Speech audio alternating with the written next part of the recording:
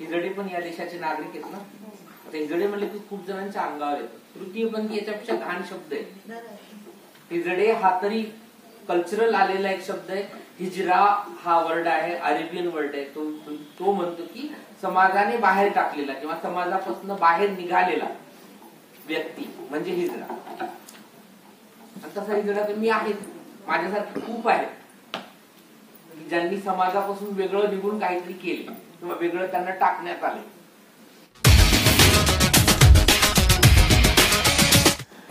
माझं कोळशाचं आयुष्य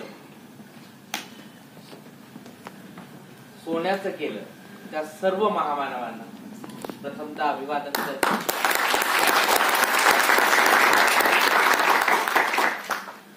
मग या महामानवांमध्ये बुद्धा अगोदर जेवढे बुद्ध झाले ज्यांची नावं आपल्याला माहित नाही, तिथपासून ते आजतागायत शिवशाहू फुले, आंबेडकर, फातिमाबाई यासारखे आणि बार्टीच्या माध्यमातून समाजामध्ये तुमचे जे समता दूत आहेत, अजून काही संस्थांमधले लोक संविधान जनमानसात नेऊन पेरण्याचं काम करत आहेत. ह्या सगळ्या वारसदारांना सर्वप्रथम मी अभिवादन करते. त्याचसोबत या विचार मंचावर जे काही मान्यवर बसले हे शैक्षणिक दृष्ट्या त्यांनी खूप काही अचीव केलेलं आहे आणि त्यांच्यासमोर मला बोलायची संधी मिळते. तर सर्वप्रथम मी त्यांना पण अभिवादन करते, जय भीम करते. क्रांतिकारक म्हणजे वाटेल तसा प्रयत्न करून मला बोलवणारी माझी गौरीताई, तिला पण सगळ्यात पहिले थँक्यू म्हणेल की ती मला मागच्या वर्षभरामध्ये मी कुठलाही कार्यक्रम केलेला नाही. थोडस एक डिप्रेशन आलेलं म्हणा किंवा मरगळ आलेली, रिपिटेशन आलेलं, मी ते बोलतीये म्हणून, तर मी थोडसा कार्यक्रमांना टाळत होते. तर त्यानंतर ही बहुतेक आज माझी नवी सुरुवात.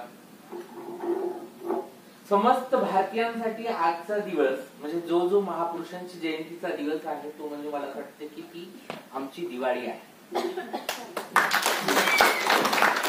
आणि आज त्या दिवाळ्यांमधली आजची ही सावित्री दिवाळी.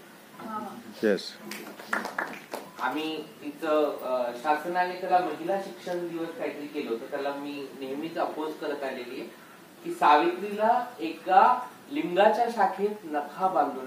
मला सरांचं खूप कौतुक वाटलं. तुम्ही मला जे बोलायचं होतं खूप मोठं, तुम्ही ते एका वाक्यामध्ये बोलून मोकळे झालात आणि मला ते खूप छान वाटलं की सावित्री एका व्यक्तीचं नाव, एका बाईचं नाव नाही.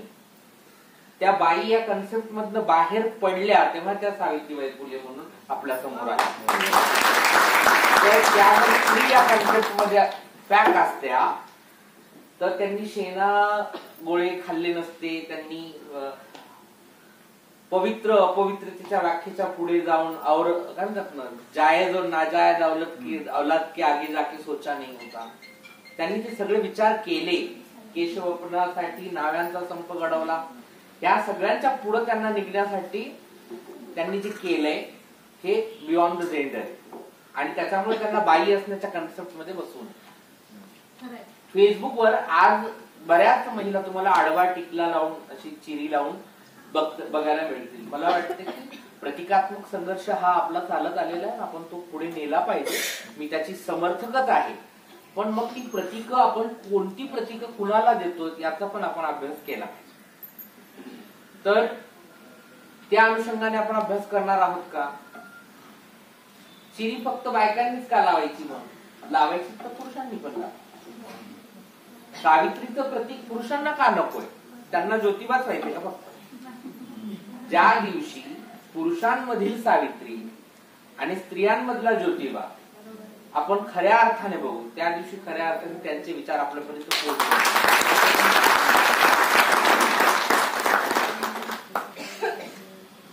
मी खूप कमी वाचते.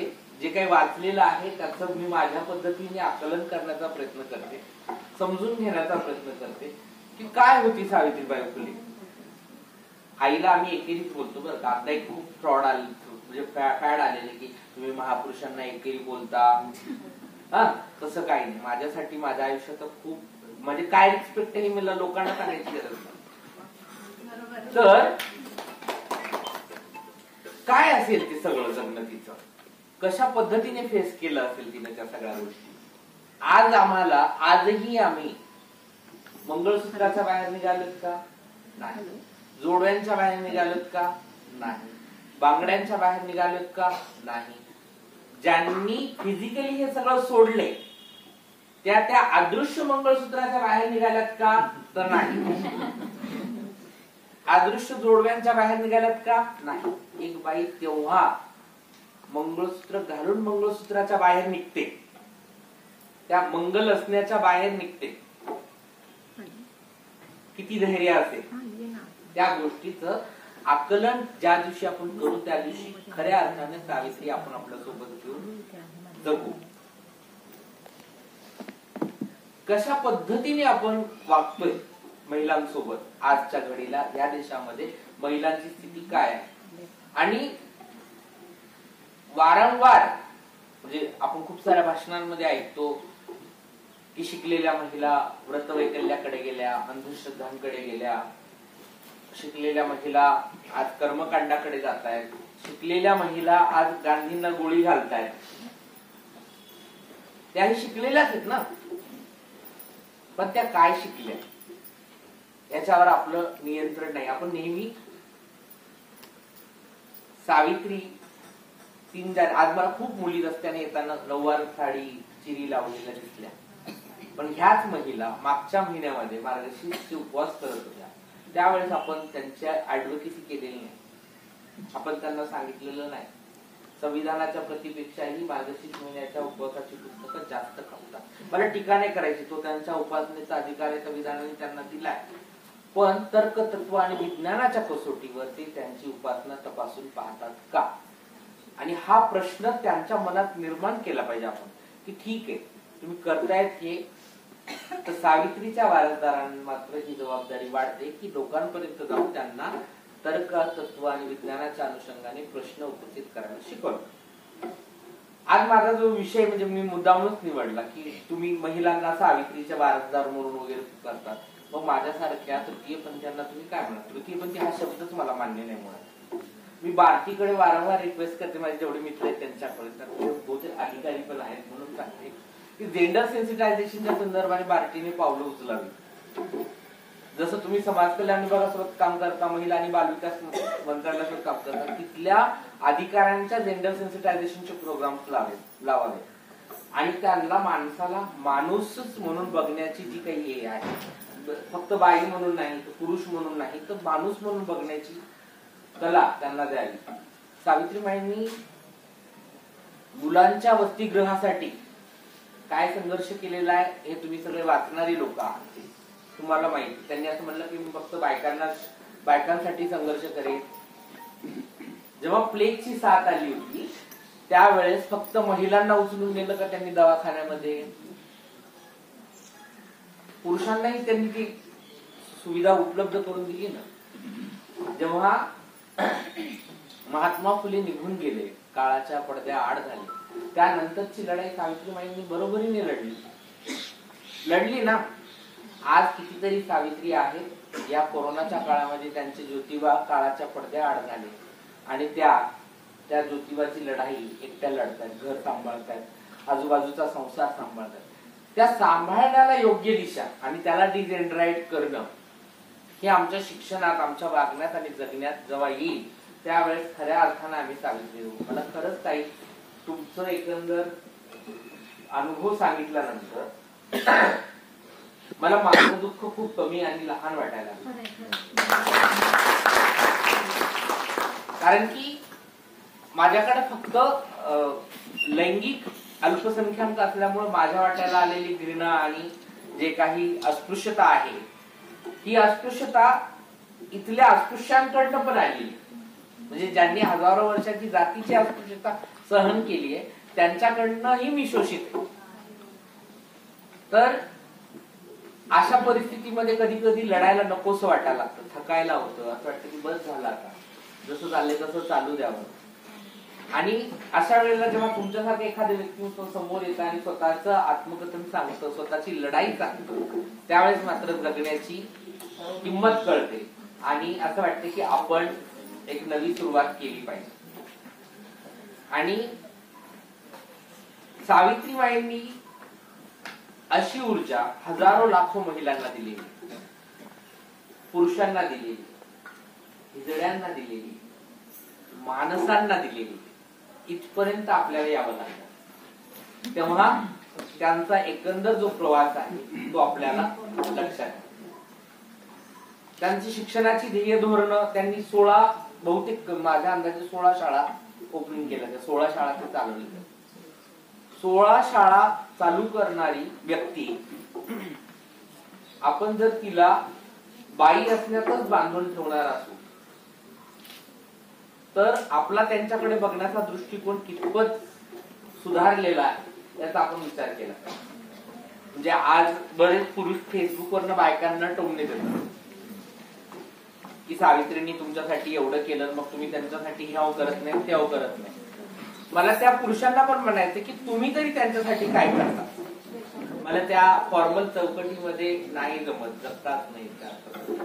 मला हे म्हणायचे की आपण कशा पद्धतीने जगतोय, आपल्या देशातली भाषा काय आहे, आपल्या देशातल्या माणसांचे जगण्याचे तौर तरीके काय आहेत. आपल्या देशामध्ये आता मला कळतं की महाराष्ट्र शासनाने शाळा बंद केल्या, कितीतरी 1283 आधी केल्या होत्या, आता काही शाळा बंद केल्या.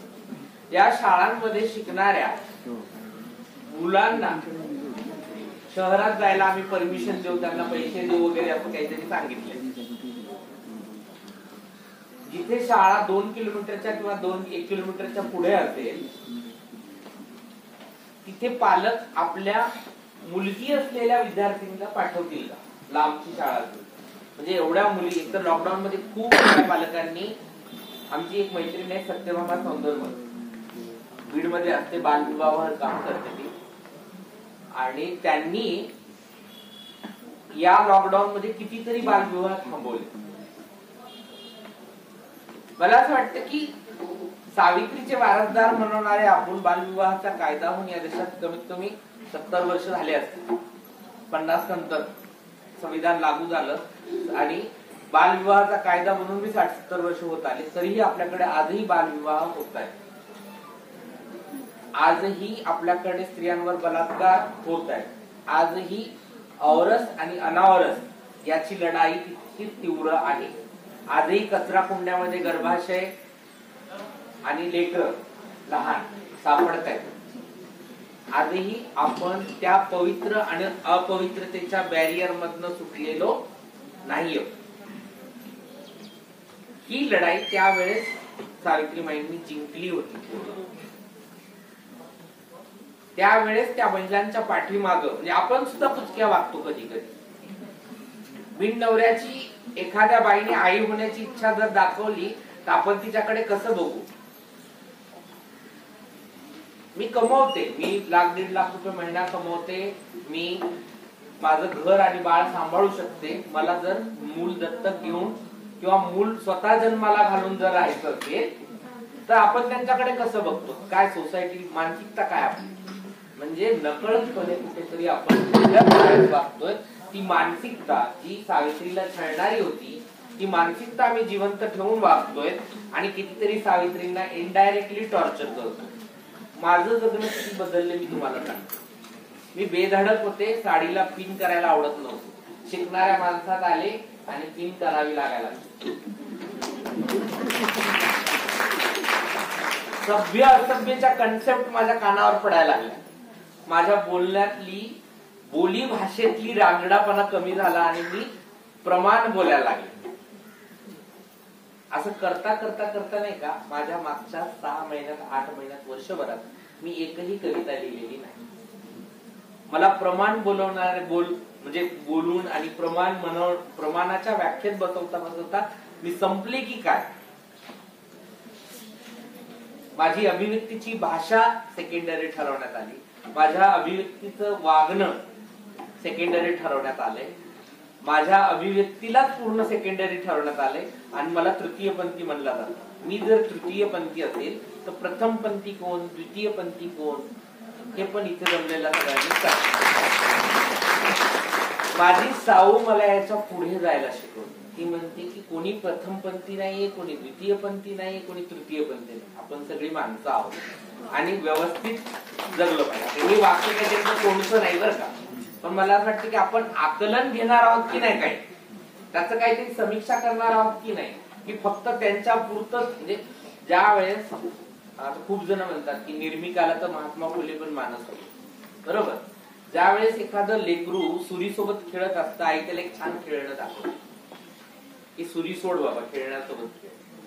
महापुरुषांनाही बऱ्याच वेळा आपल्या हातात असलेली रूढी, परंपरा, जेंडर बायसनेस आणि एकंदर आपल्याला घातक असलेल्या गोष्टींची सुरी आपल्या हातात असते, त्यावेळेस ते आपल्याला परिवर्तनाचं एक खेळणं दाखवत. काहीतरी एक मोठं जे निर्मित असेल किंवा याच्या अगोदरचे पीर पैगंबर झाले, त्यांनी जी ईश्वराची कल्पना मांडली ती असेल, ती मला त्या त्या काळात वापरलेली खेळणी आहे. आपल्याला ती वेळीच सोडता आली पाहिजे होती. आपण त्या खेळण्याची शस्त्र केले आणि त्या खेळण्याच्या संरक्षणासाठी आपण एकमेकांना आजही कापतो आहोत. ह्या कापण्यातून बाहेर निघालं पाहिजे.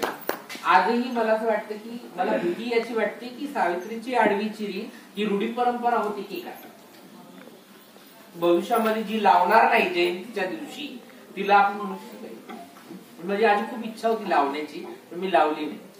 कारण की मला भीती, माझा एक मित्र आहे फेसबुकला, त्याने खूप छान लिहिलं होतं की एक मुस्लिम परिवार असतो आणि त्यांच्या घरी फातिया देतात, म्हणजे वारले त्यांच्यासाठी जेवण वगैरे ठेवलं जातं. त्यांच्या घरामध्ये मांजर होतं. ते मांजर काय करायचं, नॉनव्हेज असतं सगळं याला त्यांच्या याच्यामध्ये प्रसादामध्ये तिथे.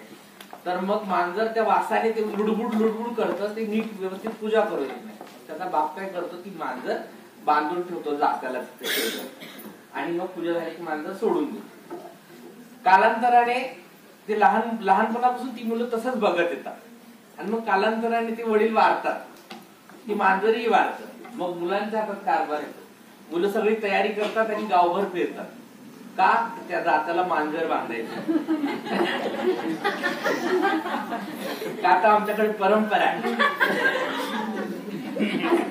तर अशा पद्धतीच्या परंपरा माझ्या सावित्रीबाईंनी कधीच जन्माला येऊ दिल्या नाही. स्वतःच्या पतीला खांदा देणारी माझी सावित्रीबाई होती. आपल्या या समाजात जिथे स्मशानात सुद्धा स्त्रियांना परमिशन दिली जात नाही आतमध्ये जायला, मेल्यावरच जायचं तुम्ही स्मशानभूमीमध्ये.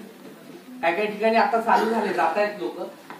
काय, क्रांती आणि प्रतिक्रांती सोबत चालते आणि आपण तिच्यावर योग्य नजर ठेवली पाहिजे. मला असं वाटतं आपण थोडस बायकांना बंडखोर केलं की तेही बायकांना थोडीशी धार्मिक सूट देतात. आपण थोडस बायकांना धर्माच्या विरोधात किंवा धर्म कशासाठी आहे, म्हणजे आज भारताला जे आपण संविधान दिले हा देशाचा धर्म आहे. कालांतराने हे धर्म आपण संविधान अपडेट करतोय. संविधान आतापर्यंत 250च्या वर वेळा आपण अपडेट केले. धर्म किती वेळा अपडेट झालेत आपल्याला माहिती आहे का? नाही. हे त्या त्या काळातले जगण्याचे संविधान होते आणि ह्या सगळ्या संविधानाला बाजून ठेवून आपण एक सार्वत्रिक संविधान स्वीकारले. हीच कन्सेप्ट अजून आपल्या लोकांना कळत नाही.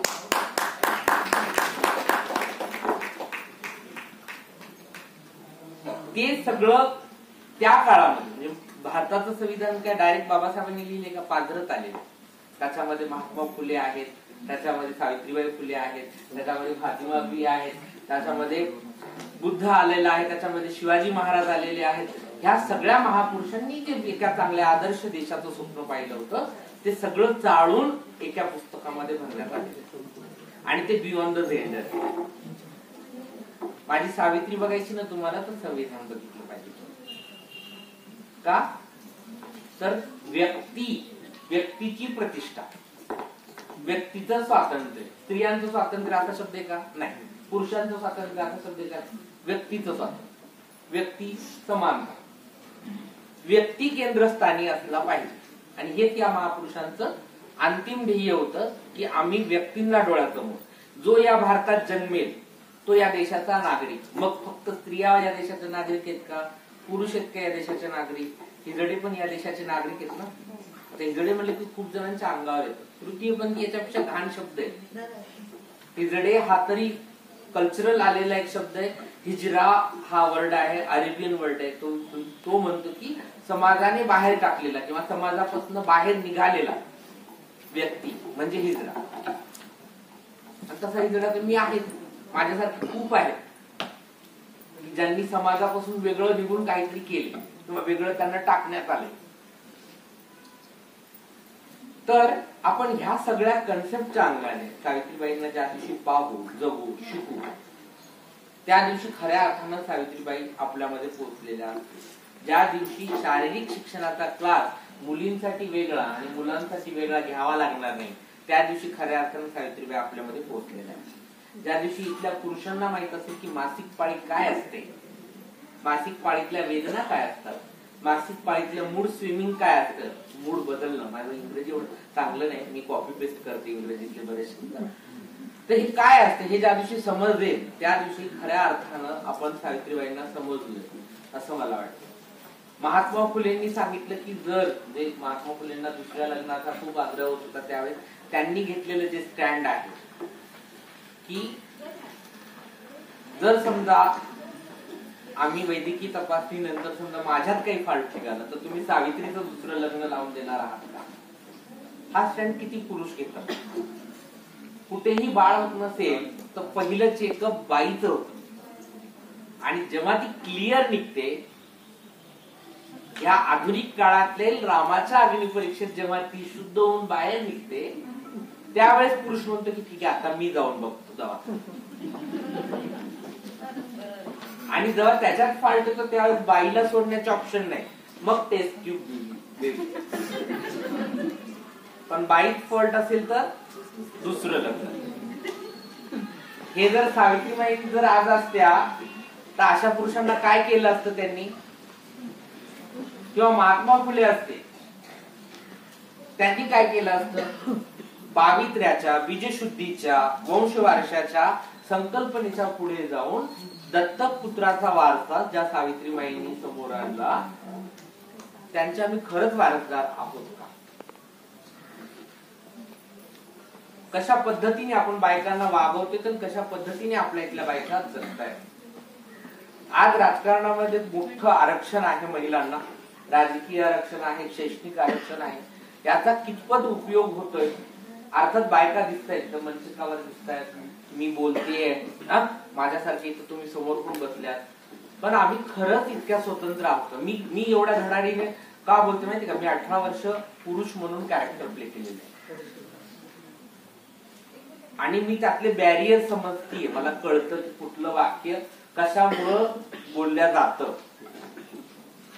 त्याच्या मागचे काय हे असतात. तर हे जे आहेत याच्या पुढे जाऊन आम्हाला बाईला काढावं लागणार आहे, बाईला बाई असण्याच्या पुढे न्यावं लागणार आहे. त्या दिवशी खऱ्या अर्थानं सावित्री. मग आमच्या भाषा शिक्षणातले जेवढे पण धडे 7वी 8वीला विज्ञानामध्ये पाककला शिकवतात त्याच्यामध्ये बाई स्वयंपाक करताना दाखवलेली होती. नंतर बऱ्याच जेंडर सेन्सिटायझेशनचं काम करणाऱ्या लोकांनी अभ्यासक्रमवाल्यांना हे केलं की असं नका करू, स्वयंपाक ही कला आहे आणि ती पुरुषही करू शकतात, त्याच्यामुळं हे चित्र नका टाकू त्याच्यावर की बाई स्वयंपाक करते. तर त्यांनी काय केलं की ती बाई स्वयंपाक करते ते काढून टाकलं, तिथे एक हात टाकला आणि त्या हातात बांगडी दिली. म्हणजे परत गोष्ट बाईवर येऊन. अशा खूप साऱ्या गोष्टी आपल्या आजूबाजूला जे तुम्हाला खाता येतं ना, खायला आवडतं तर तुम्हाला स्वयंपाक करता आला पाहिजे. तुम्हाला कपडे घालायला आवडतात स्वच्छ तर तुम्हाला धुता आली पाहिजे, एवढं कॉमन गोष्ट आहे. तुम्हाला स्वच्छ घरात राहायला आवडतं तर तुम्हाला फरची पुसता आली पाहिजे. पण तसं नाही. आमचे पुरुष ती होती म्हणून मी हे सगळं करू शकलो. या एका गोड वाक्यामध्ये तिचं पूर्ण शिक्षण, तिचं पूर्ण करिअर. बाई काय शिकला तुम्ही? चांगलं इंजिनिअरिंग झालं, काय करता सध्या? घरी. सावित्रीबाई घरी नाही बसल्या, त्यांनी घर म्हणजे मला असं वाटतं की आपण त्या काळामध्ये ऍक्च्युअल बरेच लोक म्हणतात त्या स्वयंपाक करत नव्हत्या का? त्या करायच्या, ज्योतिबा थोडीच करत होते. मग आपण अपडेट काय केलं? आपण तेच खेळणं घेऊन बसणार आहोत. ते आज असते तर बहुतेक आज ज्योतिबा चांगले स्वयंपाकी असते आणि सावित्रीबाई चांगल्या ऑफिसर राहिल्या. तर ही सुरुवात करणं खूप गरजेचं. दोघं जॉबला जातात, सकाळी उठून मी नाश्ता बनवतो, तू वॉशरूम पुसून साफ करून मी घरात लावत, किंवा ह्या कामांच्या बाबतीमध्ये सुद्धा बायकांचं होणारं शोषण हे मला असं वाटतं की सावित्रीबाईंनी त्याच्यावर पण एक आज मोठी मूवी केली आहे. आपण त्याच्यावर बोलत नाही. बायका आजही एका भीतीत असतात. म्हणजे मला एक गोष्ट सांगते ताई तुम्हाला की आम्हाला लहानपणापासून आम्ही जेवायचं कसं, मांडी कशी घालायची, बसायचं कसं, याचा इम्पॅक्ट आमच्या शरीरावर झालेला असतो. मी जेव्हा कम्युनिटीत आले त्यावेळेस माझे कट्स होते.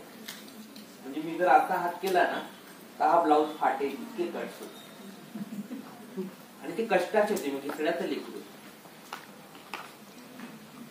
पण मग इथल्या बायकांच्या कन्सेप्ट मध्ये बसायचं म्हणून मग ते सगळं चेंज व्हायला सुरुवात झाली. मग मी अशी चालणारी मी अशी झाली. कारण की इथल्या सगळ्या बायका तशाच चालतात. त्या सगळ्या बायकांना तसंच शिकवलं जातं. आणि मग 50 किलोचं गोणी डोक्यावर घेणारी मी 20 किलो साठी पण कोणाला तरी हात द्या म्हणून उचलायला वाट बघायला. आजही गावाकडे जर गेला तुम्ही तर बायका खरंच 50-50 किलोच्या गोण्या स्वतः उचलतात. लाकडांच्या मोठ्या मोठ्या मोळ्या वाहतात. कष्टाची कामं करतात. आमची भूक सुद्धा मांडली जाते. खेड्यावर बायकांना सांगितलं मांडी मोडून जेवा. अशी एक पाय पोटाजवळ धरायचा आणि मग ते खातात. आमचे खेळ काय सगळे खेळ बांधले. स्पोर्टिंग मैदानावरचे खेळच नाहीत आम्हाला. आता मुली खेळतायत पण त्यांनाही परत मुलींचीच मर्यादा आहे. त्यातनं गाडीची किक मारतायत. आमचं शरीर डेव्हलपच होऊ दिलं जाते.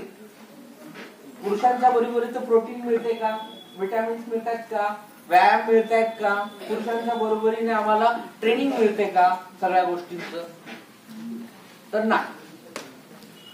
मग पुरुषांच्या बरोबरीची कामं कशी होणार. आता ते WWF मध्ये सुद्धा बायका आहेत का नाही. त्यांना त्या लेवलचं ट्रेनिंग मिळतं. आपण त्या समूहात वाढलोच नाही, तसे जगलोच नाही तर त्यांच्यासारखं जगता नाही. ती कृत म्हणजे मला माझा पुरुषांची काही द्वेष नाही. मला फक्त हे सांगायचंय की आपण एकमेकांशिवायही स्वतंत्र चांगलं जगू शकतो. एकमेकांसोबत जगलं उत्तमच, पण एकमेकांशिवाय अर्धवट आहोत ही जी भावना आहे ना, मला असं वाटतं की ज्या दिवशी नाळ तुटते ना आपली आईच्या गर्भातून त्या दिवशी आपण स्वतंत्र असतो. आणि त्या दिवसापासून आपलं स्ट्रगल हे स्वतःच स्ट्रगल असतं. तर ती लढाई म्हणजे मला असं वाटतं की जर सावित्रीबाई जर अशा विचारांच्या असत्या तर महात्मा फुल्यांच्या जाण्यानंतर त्या कोसळल्याच असत्या पूर्ण. त्यांनी सगळं घरादाराला सगळ्याला बाबा माझ्या नवऱ्याचं कमवलेलं आहे, ते चांगले ठेकेदार होते, त्यांनी काही 2 पैसे मागे ठेवले, मी त्याच्यावर जगते, तुम्ही तुमच्या आईबापात जा, जेवढी शाळा हॉस्टेल आहे तुम्ही तुमच्या आईबापात जा, ज्यांना शाळा सांभाळायच्या त्यांनी शाळा सांभाळा, मी आता घरात राहणार. कारण की माझा आधारस्तंभ गेला ना. पोट्रे आपण सावित्रीला बी कसं करतो मी तुम्हाला सांगतो की तिचे आधार महात्मा फुले. असं नाहीये. महात्मा फुलेंच्या व्यतिरिक्त म्हणजे गाण्यामध्ये बायकांनी खूप छान सांगितलं, तू नाही राहिलीस जो सावली नाही राहिलीस, स्वतः प्रकाश झालीस. तर हे जे स्वतः प्रकाश होणं आहे मला असं वाटतं की हे बियॉन्ड द जेंडर. नाहीतर आम्ही सावलीच्या चुकमेमध्ये सावित्रीला गुंडाळून ठेवलं, रमाईला गुंडाळून ठेवलं की तुम्ही त्यांच्या सावल्या महापुरुषांच्या, म्हणजे त्यांचं कर्तृत्व कमी होतं अशातला भाग नाही. बरं मला ते जे आहे ना ते गैरसमज नाही व्हायला पाहिजे म्हणून मी परत हे सांगते की आम्ही स्वतंत्र आहोत, आम्ही समान आहोत आणि आम्ही समान काम करू शकतो आणि आमच्या कामांचा दर्जाही समान असू शकतो आणि आमच्या कामाचं श्रेय हे सुद्धा आम्ही एकमेकांना समान देऊ शकतो. पण आमचे ते कन्सेप्ट बदलतात, कन्सेप्ट चेंज होतात. त्या चेंज झालेल्या कन्सेप्ट आपल्याला रिअलाइज होणं खूप गरजेचं की कसं होतं. चांगली म्हणजे मोठ्यातली मोठी स्त्री जेव्हा सक्सेसचं आभार प्रदर्शन करायला येते त्यावेळेस ती इनडायरेक्टली कुठेतरी पेट्रियार्कीचं समर्थन करते. तिचा स्वतःचा स्ट्रगल आहे.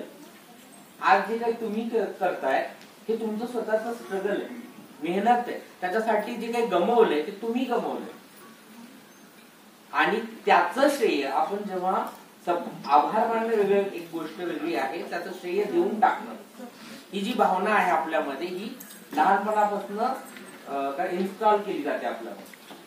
एक 3-4 वर्षाची मुलगी जेव्हा तिचा लहान भाऊ किंवा बहीण जन्माला येते तेव्हा ती लगेच आई झालेली असते. कारण की आई धुणं धुवायला जाते, तिला सांगते हे बाळ आपले जर सांभाळ्या. आणि मग ती 4 वर्षाची पोरगी आपण आई करतो आणि मग त्या बाळाला आपण म्हणतो देऊ का तुझं बाळ, नाही माझं बाळ. आणि त्या वयामध्ये आपण तिला बाई बनवण्याची प्रक्रिया सुरू करतो. मग तिच्या खेळामध्ये, तिच्या वागण्यामध्ये, तिच्या जगण्यामध्ये. तुमची मुलगी तुम्हाला येऊन तुमचं पहिलं क्रश सांगू शकत नाही, तुमचा मुलगा पण नाही सांगू शकत मला आपल्या या देशात. मुलगी पण नाही सांगू शकत. का सांगू शकत नाही? कारण की तुम्ही तो बॅरियर तिला लहानपणापासून शिकवतात की ह्या गोष्टी पालकांसोबत शेअर करायच्या, ह्या नाही करायच्या. मला असं वाटतं की सावित्रीच्या लेखी एवढ्या म्हणजे धडाकेबाज असल्या पाहिजेत की त्यांच्या आयुष्यात जे काही होते ते स्ट्रॉंगली सांगण्याचं, त्याच्यासाठी स्टँड घेण्याचं धैर्य, ताकद आणि त्याची मोजावी लागणारी किंमत. म्हणजे कुठलंही स्वातंत्र्य फुकट मिळत नाही, त्याच्या मागे त्याची किंमत असते. सावित्रीबाईंना जे मिळालं त्याच्यासाठी त्याची किंमत सावित्रीबाईंनी त्यांच्या आयुष्यात मोजली. मग ते शेणगोळे असो, सामाजिक बहिष्कृतता असेल, अपमान असेल, अवहेलना असेल. आणि आपल्या देशामध्ये मरेपर्यंत एखाद्या चांगल्या कामाला इज्जत मिळत नाही. मेल्यानंतर खूप मान सन्मान होती, चुरे होती, नावाने पुरस्कार, राष्ट्रपुरुष, महापुरुष म्हणून त्यांना सन्मानित केलं जाईल. पण ते मरेपर्यंत त्यांना मात्र बिलकुल कवडीमोल इज्जत नसते. त्यांनी मरावं लागतं, त्या दिवशी त्यांना रिस्पेक्ट मिळते. पण मग परत म्हणायला आपण विचारांचे वारंदार आहोत, आमच्यात जिवंत आहेत आणि वेगळ्या गोष्टी. ते जिवंत केव्हा असतात? ज्या दिवशी आम्ही म्हणजे पुण्यतिथी, जयंती किंवा मध्ये एखादा कार्यक्रम, पुरस्कार समारंभ असेल त्यावेळेस. आमच्या जगण्यात सावित्री येते का? आम्ही आमच्या घरात मुला मुलींमधले भेद कमी केलेत का? आम्ही आमच्या मुला मुलींना सांगितले का की बाळा रेप झाल्यानंतर, ऍक्सिडेंट झाल्यानंतर हातपाय तुटतात, तसं रेप झाल्यानंतर तुमच्या शरीराच्या एका अवयवाला जखम होते. आणि हाच काय तो त्याचा एक आहे ज्याच्यामध्ये रेप करणाऱ्याला लाज वाटली पाहिजे. ज्याच्यासोबत रेप झाला तिला लाज वाटण्याची काही एक गरज नाही. तिने स्ट्रॉंगली उभं राहून लढलं पाहिजे. आम्ही बायकांच्या सगळ्या प्रतिष्ठा बाईच्या योनीत आणून ठेवल्यात. तिला अवहेलनात्मक दृष्टिकोनानं जर काय बोलायचं असेल तर तिच्या योनीला धरून शिव्या दिल्या जातात. म्हणजे मी हिजडा म्हणून मला सांगते की मी माझे काहीच प्रॉब्लेम नाहीये, माझे सगळे इश्यू मी बाईसारखी आहे म्हणून आहे आणि मला बाईसारखं वापरता येत नाही म्हणून आहे. म्हणजे मी फक्त बाईसारखी आहे हा प्रॉब्लेम नाही, परत मला बाईसारखं वापरता येत नाही. म्हणजे मी बीज शुद्धीच्या कामाचे आहे का? नाही. वंशवारशाच्या शुद्धीच्या कामाचे आहे का? नाही. पेट्रियार्किक पुरुष सत्ताक मानसिकतेला वाहणारी आहे का? तर नाही. मी तुमची ती सो कॉल्ड सून, सो कॉल्ड जी पितृसत्तेची वाहक आहे ती होऊ शकते का? नाही. म्हणून मग माझा वापर तर करायचा बायकांसारखा, पण बायकांच्या लेवलची हे द्यायची नाही. बायकांना परत त्या माझ्यापेक्षा पूर्ण बाई आहेत याचा जास्त. म्हणजे मी बसमध्ये जेव्हा बसते तेव्हा माझ्या शेजारी कोणीच बसत नाही, कुणीच बसत. कार्यक्रमाला आलेल्यावर लोकांना मी बोलते, माझी ओळख होते, मग मला लोक फोटो काढतात. पण बसमध्ये मी काल आले, 500 रुपये सीट असताना सुद्धा सगळ्या सीट फुल होत्या, पण माझ्या शेजारच्या सीटवर कोणीच बसलेलं नव्हतं. आणि मला सुरुवातीला त्या गोष्टीचं वाईट वाटायचं, पण आता मला मी ते काय म्हणतात त्याला अचिव्हमेंट म्हणून बघते. मग मांडी घालून बघते. चांगलंय ना, नाही बसत तर वेगळी गोष्ट. म्हणजे आता त्याला सकारात्मक घ्यायला लागली. तर का बसत नाही? म्हणजे मी बाथरूम मध्ये जर घुसले बायकांच्या तर बायका सुद्धा मला असं खालीवर वेगळंच बघतात. सोसायटी शोषितांकडनंही मी शोषित. आणि जोपर्यंत तुम्ही तुमची दृष्टिकोन एखाद्याकडे बघण्याचा बदलत नाही तोपर्यंत मला असं वाटतं की सावित्री तुमच्या माझ्यापर्यंत पोहोचत. मी आता कविता ऐकते, मला असं वाटतं की अर्धा तास बोलले असते. मला खूप चांगलं बोलता येत नाही. म्हणजे असं असतं ना की खूप असं सावित्रीबाईच्या कार्यक्रमाला जायचं, मग त्यांच्या जीवनपटातल्या काहीतरी तारखा काढायच्या, त्या तारखांना त्यांनी हे केलं होतं ते सांगायचं. म्हणजे बार्टीचा कार्यक्रम म्हणल्यानंतर इथे येणारे मोस्ट ऑफ लोक हे चांगले वाचक, सावित्रीबाई फुलेंचे अनुयायी अशीच लोक आहेत. परत हा एक कपू झालेला आहे की जी लोक अनुकरण करतात तीच लोक एकत्र येऊन परत एकमेकांना सावित्रीबाई फुले सांगत असतात, करत असतात. म्हणजे आता तेही चांगलंच आहे म्हणा, पण तरीही मला असं वाटतं की हे ज्यांना माहिती नाही त्यांना जाऊन सांगितलं पाहिजे. आता खूप जण आपल्या आपल्या भाषणांमध्ये बोलतात की भिडेवाड्याच्या शाळेची अवस्था, तर ती अवस्था तशीच राहणार आहे. तिथलं पॉलिटिक्स बाकीच्या गोष्टी ह्या काय आपण नीट करू शकत नाही, पण आपण किती शाळा उभारू शकतो, किती बंद पडणाऱ्या शाळांना वाचवू शकतो, किती विद्यार्थ्यांच्या घरापर्यंत शिक्षण पोहोचतो. म्हणजे कुठल्या तरी पेपरला मी वाचलं होतं की कुठल्या तरी देशाने एका विद्यार्थिनीसाठी ट्रेन चालू ठेवली, एका विद्यार्थी. आज 10 पटसंख्या असलेल्या किंवा 10च्या कमी पटसंख्या असलेल्या शाळा बंद केल्या, त्या 1300 शाळा आता 2-2,500 शाळा, असं धरून किती विद्यार्थ्यांच्या शिक्षणाचं नुकसान आपण केले आणि कुणीही शब्द काढायला तयार नाही, कुणीही बोलत नाही. या विद्यार्थ्या परत दुसऱ्या शाळेत कनेक्ट झाले का याचा फॉलोअप कोण घेणार आहे? आणि मग आपण जर साऊ ज्योतीचे वारसदार असू आणि शिक्षणाची ज्योत अशी विसताना पाहत असू, शिक्षणाचं बाजारीकरण पाहत असू, म्हणजे आज डॉक्टर व्हायचं तर 50 लाख रुपये तुमच्याकडे कमीत कमी, गरीबीत गरीबी 50 लाख असले पाहिजे. वशिला असेल काही तुमचं तर तुम्ही काशीला जाऊ शकता, नाहीतर तुम्ही फाशीला जाणं हे निश्चित. तर शिक्षणाचं बाजारीकरण असेल, महिलांचं शोषण असेल, पितृसत्तेची इथली पकड असेल, महिलांकडे आणि त्यांच्या विवाहाकडे किंवा एलजीबीटी कम्युनिटीकडे बघण्याचा इथल्या समाजाचं जे काही धोरण. कालचं मनगुटीवारांचं एक स्टेटमेंट होतं बघा, असेक्शुअल लोकांच्या संबंधात.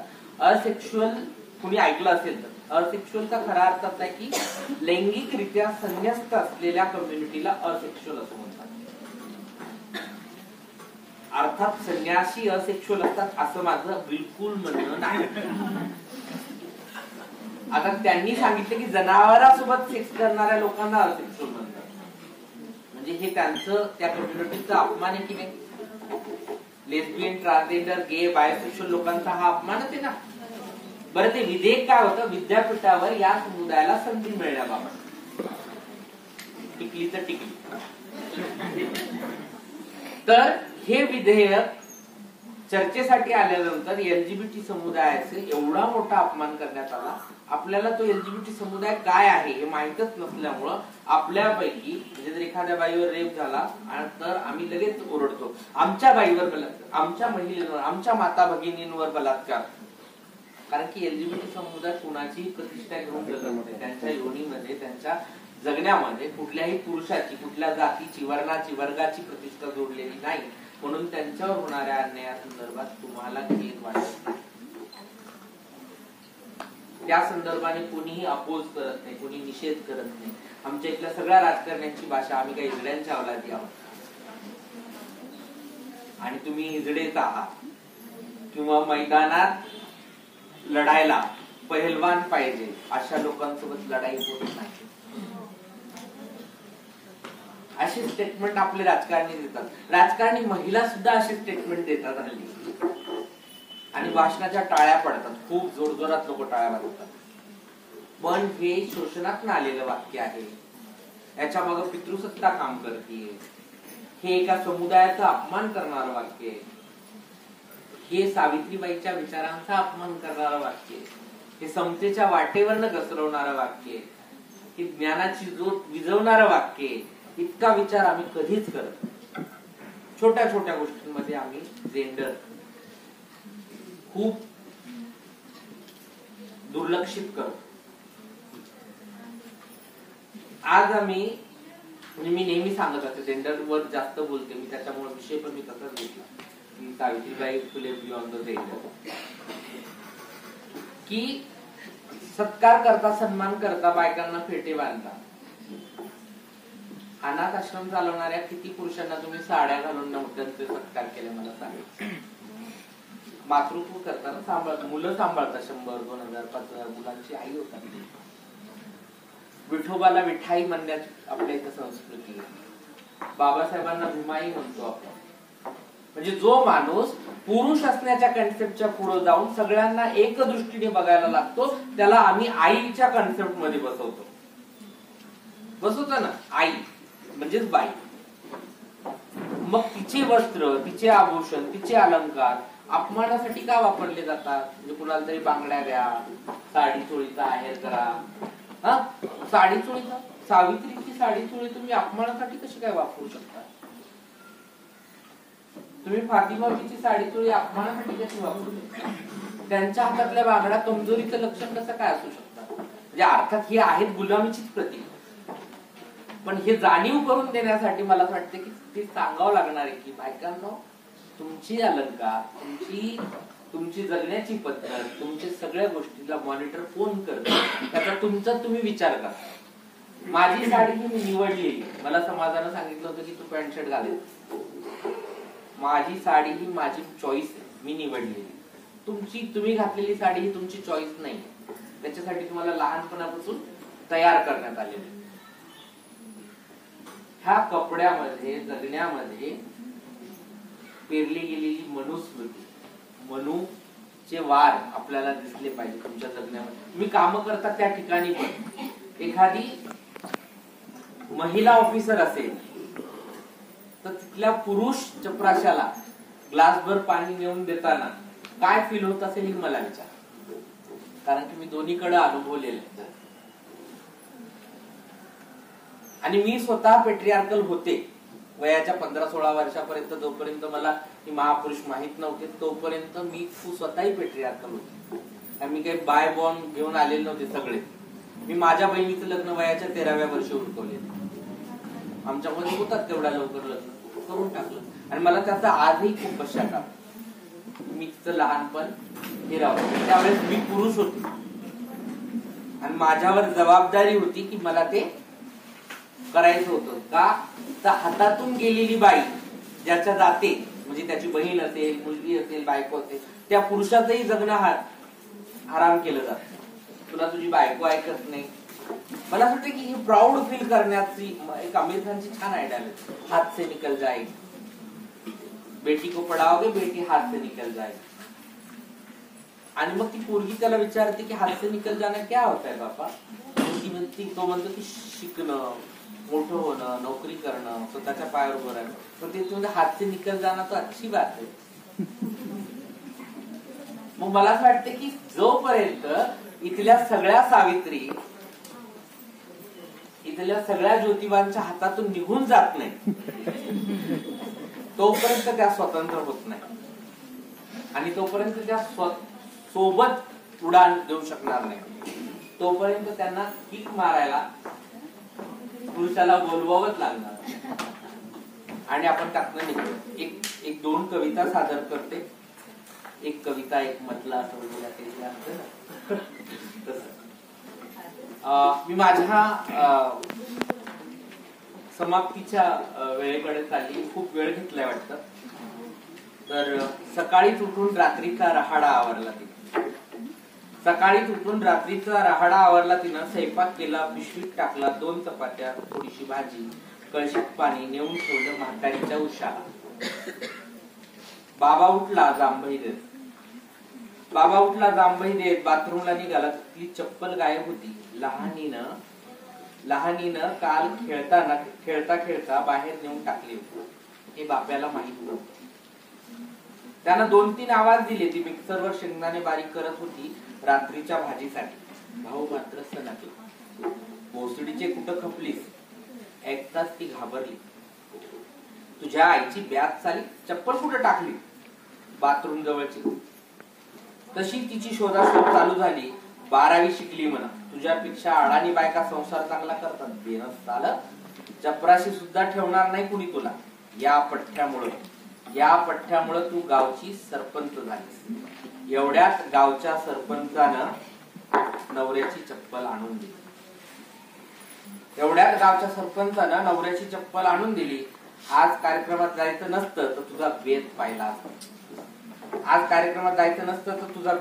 असता. असं म्हणत बाबा बाथरूमला गेला. तिने त्याचा ढवळा बरफ ड्रेस काढून आरशाजवळ ठेवला. बुटाची पॉलिश नीट झाली का नाही परत एकदा पाहिलं. स्वयंपाकघरात गेली, त्याच्या चहाचं पाहिलं. आज शहरात मोर्चा होता महिला अत्याचाराविरोधात, त्यात तिचं भाषण.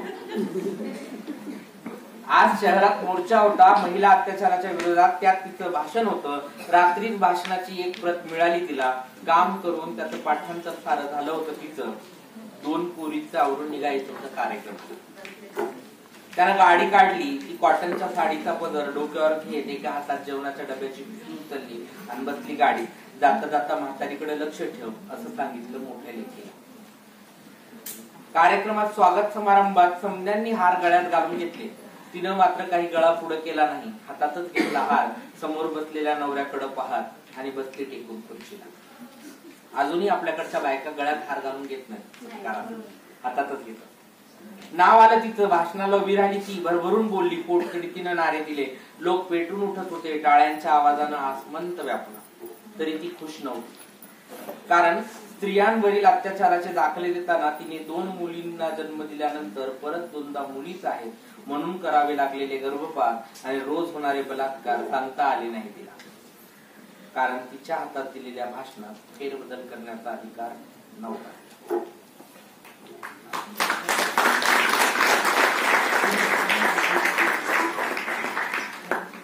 तर ही इथल्या म्हणजे आता खूप सारी परिस्थिती बदलतीये, पण ती खूप काय म्हणतात ना अपेक्षेपेक्षा कमी आहे. आता अजून एक कविता कम्युनिटी संदर्भात.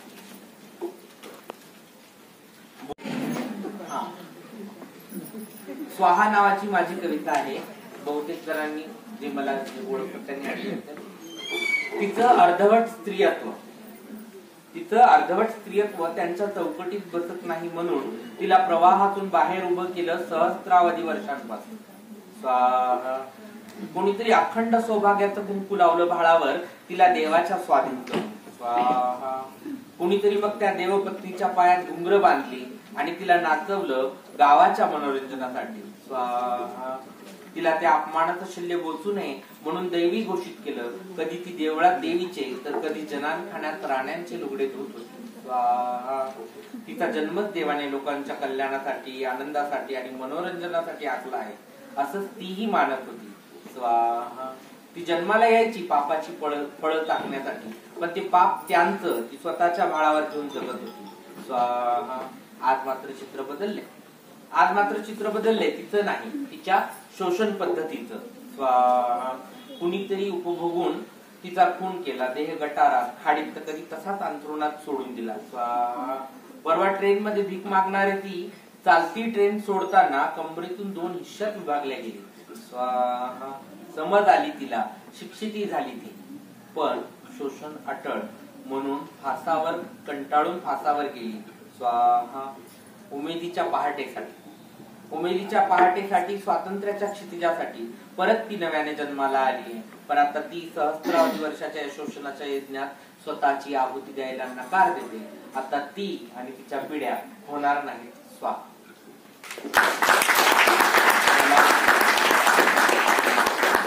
बार्टी सारख्या इंटेलेक्च्युअल लोकांच्या संस्थेने इथे बोलायला बोलवलं आणि माझे अडाण शब्द तुम्ही खूप मन लावून ऐकले, त्यासाठी सगळ्यात पहिले तुमचे आभार. गौरीताईचे आभार, तिच्या मुलीचे आभार आणि त्या प्रेमाखातर मला एवढा छान कार्यक्रम अनुभवता आला. मंचावर बसलेल्या सगळ्या माझ्या मान्यवरांनी मला एवढं सहन केलं त्याबद्दल त्यांचेही आभार आणि बोलणं थांबवलं. धन्यवाद. जय हिंद.